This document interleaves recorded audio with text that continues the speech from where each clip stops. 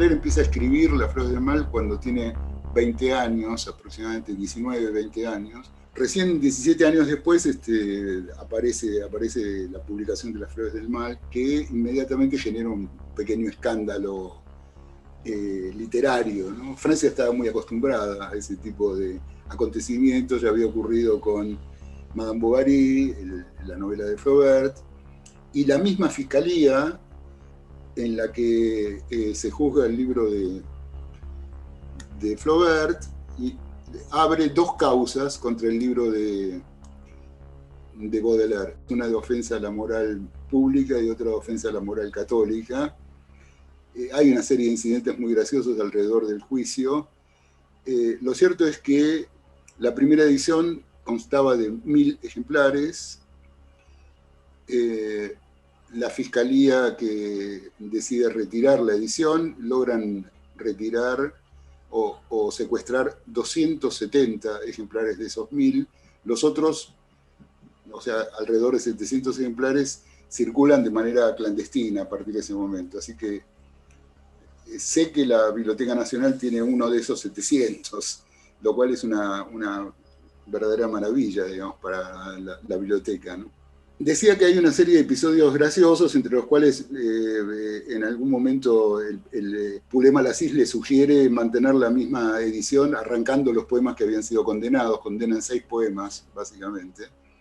Baudelaire se niega, digamos, buscan armar una segunda edición. En esa segunda edición, Baudelaire agrega una parte nueva del libro que no estaba, que son los cuadros parisienses. Un dato fundamental del libro, que es el momento, digamos, en el que efectivamente Las Flores del Mal pasan por una mirada que fue luego absolutamente característica de la obra baudeleriana, que es la mirada sobre la ciudad, ¿no?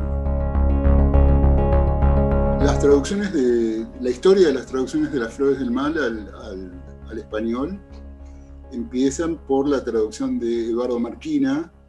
Eduardo Marquina es un poeta relativamente renombrado español, que estaba muy vinculado a la tradición modernista y con un fuerte impacto del modernismo latinoamericano o hispanoamericano, es decir, de la figura de Rubén Darío. Y la traducción de Marquina, que es de 1911, le da ya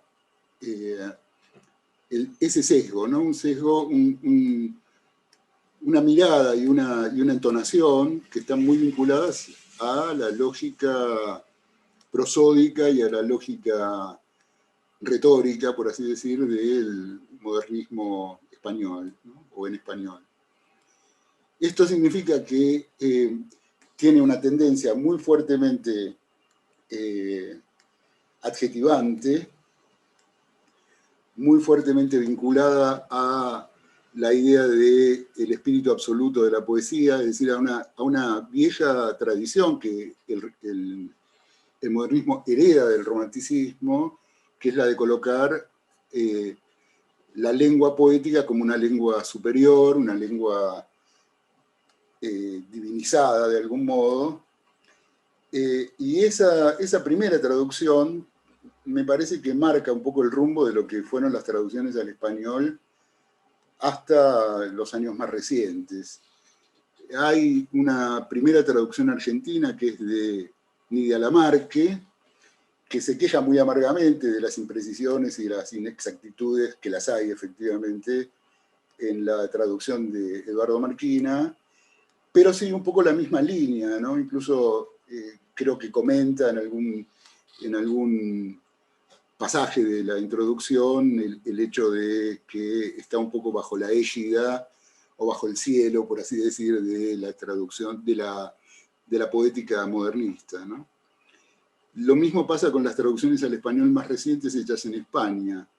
Incluso declaradamente los últimos traductores dicen apoyarse muy fuertemente en los tonos y en las formas poéticas de Rubén Darío.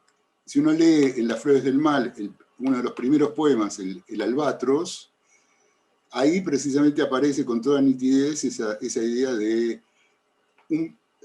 la figura del albatros como la alegoría del poeta, que primero está en los cielos, digamos, volando, digamos, sosteniéndose por encima de un barco, en las alturas, pero de pronto, digamos, el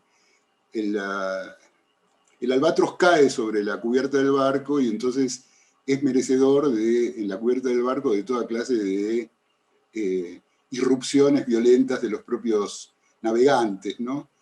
El albatros caído se vuelve como una figura de comicidad, de cierto modo, de grotesco, ¿no? Del mismo modo que la figura de el poeta de la pérdida de aureola en los poemas en prosa. Las flores del mal, digamos, están muy caracterizadas a partir de la presencia de dos fuerzas que permanentemente están en tensión. Una es la fuerza del ideal, otra es la fuerza del spleen, que, digamos, contrariamente a la del ideal, el spleen hace referencia a una circunstancia material, incluso corporal, ¿no? O sea, el spleen está vinculado, digamos, a las viejas consideraciones sobre el carácter, tiene que ver con la idea de algo caído, tiene que ver con la idea de lo improductivo, tiene que ver con la idea de la infertilidad, ¿no? Tiene que ver con la idea en términos anatómicos, tiene que ver con la idea del vaso, ¿no? De la bilis negra, ¿no? Es decir, está asociada a circunstancias melancólicas, circunstancias de caída, circunstancias de ruina, ¿no? Y uno podría pensar que en el caso de la organización retórica de las flores del mal, ese espíritu del spleen tiene que ver con una tendencia de las flores del mal hacia la prosa. Está constituida sobre todo alrededor de una figura retórica que se conoce tradicionalmente como el encabalgamiento, es decir, con una fuerza que lleva de un verso hacia el otro, digamos, que potencia, digamos, la idea de que el verso no es en sí una unidad, ¿no? O sea, versus, que es la etimología de donde viene verso, digamos, tiene que ver precisamente con esa detención en una unidad mínima, ¿no? Mientras que prosa tiene que ver con una idea de avanzar hacia adelante, ¿no?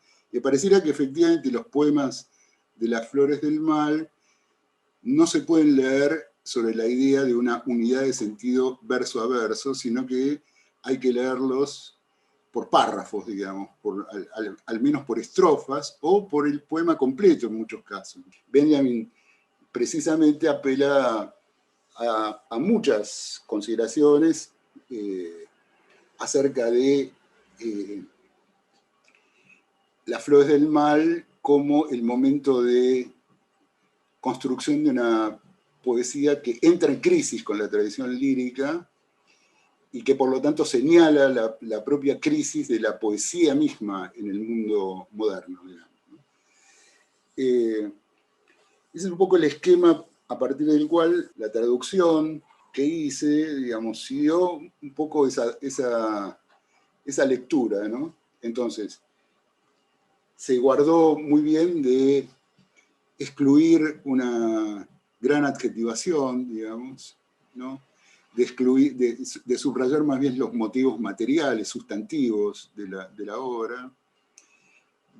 Se guardó también muy bien de tratar de mantener un tono bajo, digamos, un tono más prosaico precisamente.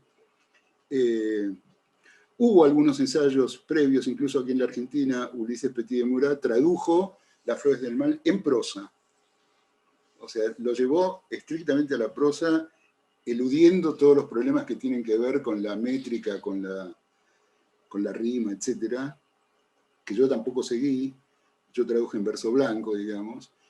Pero en el caso de la traducción de Ulises Petit de Murat, me parece que, aún a pesar de haber volcado los poemas hacia la prosa, tiene la misma lectura poetizante, por así decirlo, idealizante de Las flores del mal.